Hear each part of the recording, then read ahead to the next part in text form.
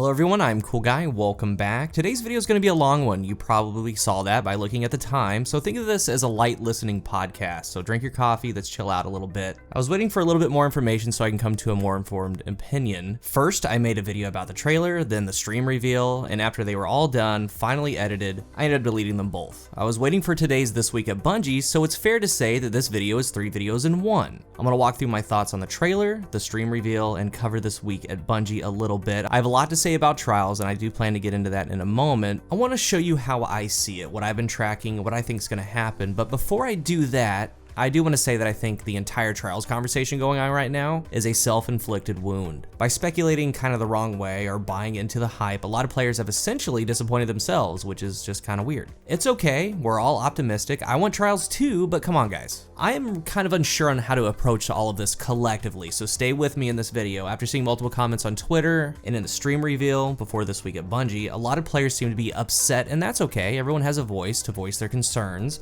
I think the true story here though isn't necessarily about Season of Dawn, but more so how Bungie is approaching it. I do plan to comb through some of those things and try to find the facts. The stream itself was very vanilla. They showed some new finishers, showed some weapons, showed the first wave of the new 6-man activity with the sundial. Other than that, they gave us nothing. We didn't really know from the earlier trailer. There was nothing more about PvP, nothing about level cap until today's This Week at Bungie. The ritual weapons weren't even mentioned. So I went ahead and asked DMG about that on Twitter for a sneak peek at them. And after all this, in that This Week at Bungie, there was no mention, but he did confirm on Twitter that they are coming. But he said this: the season starts next Tuesday. We're letting the conversation flow from the players this time around. This stuck with me. With everything going on, that sounds absolutely true. They're very quiet this time around. They've showed minimal content with the trailer, the stream, and the This Week at Bungie. And DMG also said, regarding Crucible, that Rusted Lands is going to be returning, Elimination is becoming the core game mode, the settings determined by player feedback in Crucible Labs, sandbox update including new armor mods, legendary and exotic gear, and subclass tuning to mix up the combat. With Destiny, I'm not really one to do hot takes or immediately drop a video after getting a new weapon without properly testing it first. I hate doing that, and I guess part of the reason I've had such a hard time with this video is that it's kind of a hot take, like I can't get away from it. But I've seen a bunch of you reach out to me to hear my thoughts on this, and as I mentioned earlier, I've actually made this video twice already, and I've chose to scrap them both because the truth is they're giving us very little to go off of. But there's one scenario I don't see a lot of players considering. Everything Bungie does, they do with purpose. There's a real possibility that the stream reveal, the trailer, and This Week at Bungie and how they've approached all of the season's launch is by design. DMG said for this season, we're letting the conversation flow from the players this time around. So what I don't get is that the content is physically there, the weapons, the armor, the activities, the story. We know that to be true, but they're leaving us that mystery, and for some reason, players are viewing that as a red flag. Now, as I get more into this, I'm not in panic mode. I'm not even close because I make judgments when the season is over. The fact is, we just don't know what we don't know. And when I make content on subjects like this, I look for concrete evidence. Yes, I do feedback videos, I do some speculation, but only when there's some concrete evidence to support at least part of my theory, and even then I mostly stick to the facts. So to me, it looks like they're approaching this one for us to find out. As DMG said, let that conversation flow to the players, let it be driven by us. All the weapons, all the gear, the story, looks like we're gonna get to discover it in time. And you would think that that is a bad thing because it's so different from what we've seen in the past, because usually we get a tease of exotics, a tease of the weapons, a tease of what to expect. This time around is to a point where they know what they let us know. And as a content creator, I see a lot. I am, quote, in the know. So even if I don't really want to be, meaning things like data miners or other creators making things known before they come out. Which, by the way, I'm cool with all of them, man. I love them all to death. But sometimes I see a little thumbnail come up and then I get sad a little bit. There's also articles about Destiny spoilers, all of it. And you guys have heard me rant about this before a little bit. I'm not really about that. I love this game, I love playing this game, and I'm excited to see what's coming without the preview. Hopefully, in a way, Bungie is shutting down some of those never-ending spoilers by adding some mystery, adding some secrecy. In all reality, to me at least, a lot of that hurts the game. It hurts the story they're trying to tell, it hurts the hype, it hurts the surprise. A lot of us knew about, let's say, Monte Carlo months before it was released in the game, and that's just a small example. And one of the true surprises from the past was Whisper of the Worm. It was somewhat known, but no one knew how to get it or if it was even active, and that was fun trying to figure it all out. So if that were to happen to Hawkmoon, Twilight Garrison, or new exotics, I would prefer to take that information in later rather than taking it in now in a small reveal, or especially from a data mine. Because that means some of the wonder comes back, some of the fun comes back, some of the surprise comes back. But for that to happen though, Bungie and the community managers would have to make a collective effort to keep this season close to the vest. And that's the honest vibe that I'm getting. And I could totally be wrong, but that is the best possible scenario, and that scenario is in play right now. Most are thinking the worst, but there's really no content to sway us one way or another. That's where I'm at. I'm not in panic mode. I will get the content in my hands and I'm gonna go from there. And to Bungie, I say keep it close, keep it safe, and if this is the approach, I support it fully. But you've got to bring the content. A vanilla reveal better not mean a vanilla season. And that's the end of video 1. So part 2. Hello everyone, no, I'm just kidding. Next up, let's talk about the calendar a little bit. First thing, let's remember that we're talking about a $10 a la carte season. From what I've seen, the amount of content seems to be on par with what's been previously delivered. But for some reason, I think a lot of players expected more. Again, it's $10 to help them build us this evolving world, and as we're seeing, Season of the Undying is moving into Season of the Dawn, or Season of Dawn. Each season is building off the next, which means there's no more one-off standalone events, and that's a good thing. When we look at the calendar, we need to separate Shadowkeep from Undying Mind, then we need to separate Shadowkeep from Season of Dawn. This particular season is filled with 2 yearly activities to make up the time, Crimson Doubles and Dawning, and of course Iron Banner every month. So when you look at the previous roadmap, separating Shadowkeep, we got Vex Offensive and some exotics. So to me, this looks like the same type of deal. The Sundial looks like a menagerie type activity with sections leading up to a final boss. There's gonna be loot, and you can't compare that to Shadowkeep. Shadowkeep was massive as far as content, raid, planet, hunts, dungeon, the altar. So when I look at all the season pass content, I do want to state this. I don't think Bungie understands how far what I'm about to say goes with players. First off, a vendor refresh would be great, but beyond that, I want to stress that adding 3 to 5 weapons per activity goes a long way. It doesn't have to be all of them, but just some. Randomly rolled, strike weapons, PvP weapons. If I could go into elimination and it specifically has 2 to 3, 3 to 5 rare weapons that drop each season with random rolls, I'm gonna be in there. If the Sundial, just like Vex Offensive, has the same thing, I'm gonna be in there. On the other hand, when they do things like nightmare hunts that have no true replay value, I'm not in there. And that's just the way it is for me. By doing this, it's just more loot, and that's gonna be the gift that keeps on giving as it adds to the loot pool. Think Last Perdition. Nightshade, just 2 to 3 weapons. That has nothing to do with balance, that has nothing to do with tuning, meta shifts, nothing at all. It's plainly more loot to get while you're doing the things that you enjoy. Moving on.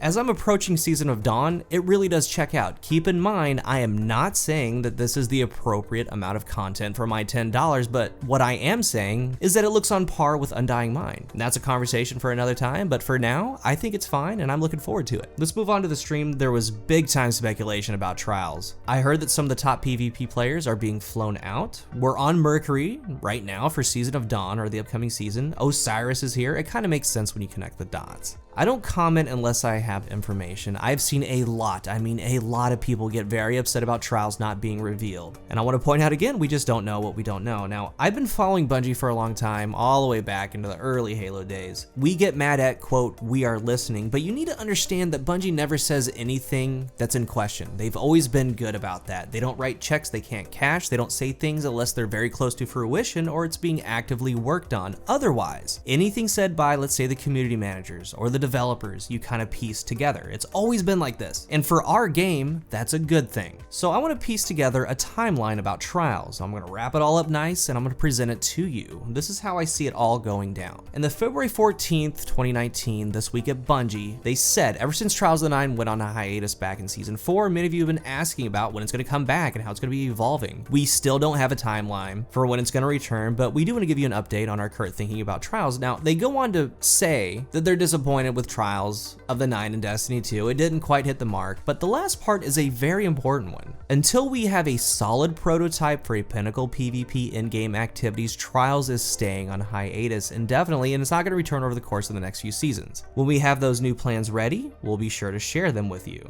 Important paragraph, we're going to come back to it. In the director's cut, Luke Smith, August 16th, Trials of 9 wasn't the hero we wanted to be, and I can just hear him saying this. It's great. We made too many changes to the formula that, while it had begun to decline in Destiny 1, wasn't as flawed as we thought. He starts talking, and in the middle, he says Trials of the 9 didn't work the way that they had hoped, and Trials of the 9 is on hiatus. 9 is italic. We'll get back to that one. And it goes on saying that they don't have much in store for PvP at that time, but they're going to be working on it. There's also a little paragraph saying maybe one season isn't for you, but another season is to come back, maybe for PvP players, things like that. Moving on to the months after that, Crucible Labs was introduced, and DMG has been on Twitter, on Reddit, a lot over the past couple months and beyond, asking for feedback about 3v3 elimination, from polls to feedback posts, to saying, hey, I'm an elim, come find me, asking players what they do and they don't like, very busy guy. Then today on Reddit, he says, we've had a few blog posts talking about Trials of the 9, again, 9 is italic, being on indefinite hiatus, and Luke speaking to what worked and what didn't work in one of the Director Cut blogs. We went over that. This season, elimination is returning as a static mode that you can play at any time. We collect a lot of feedback from Crucible Labs over the last season, and we'll continue to look at how the mode plays this season with upcoming sandbox changes and other things. You'll bet I'll be in there. Please continue to sound off with what works and what doesn't, maps, mode settings, weapons, armor,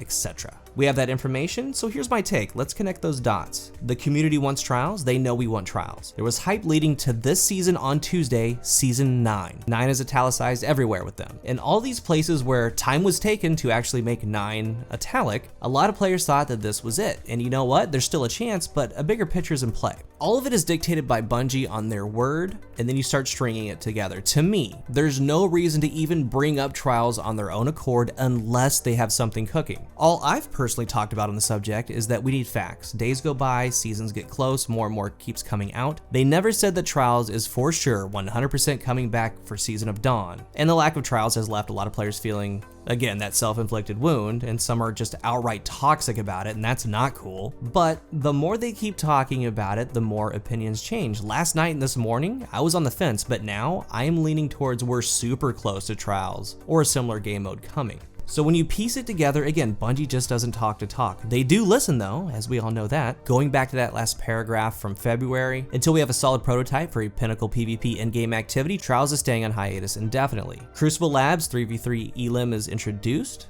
DMG has been getting feedback. This season, on Tuesday, elimination is becoming a core playlist. All the work up until now, I do believe that this core 3v3 elimination is that solid prototype that they talked about back in February. Next part, DMG says today on Reddit, again out of nowhere, reiterates that elimination is returning as a static mode that you can play at any time. Collected feedback from Crucible Labs over the last season, and the big part, to wrap it up, we'll continue to look at how the mode plays this season with upcoming sandbox changes and other things, continue to sound off with what works, what doesn't, with maps, modes, weapons, and armor.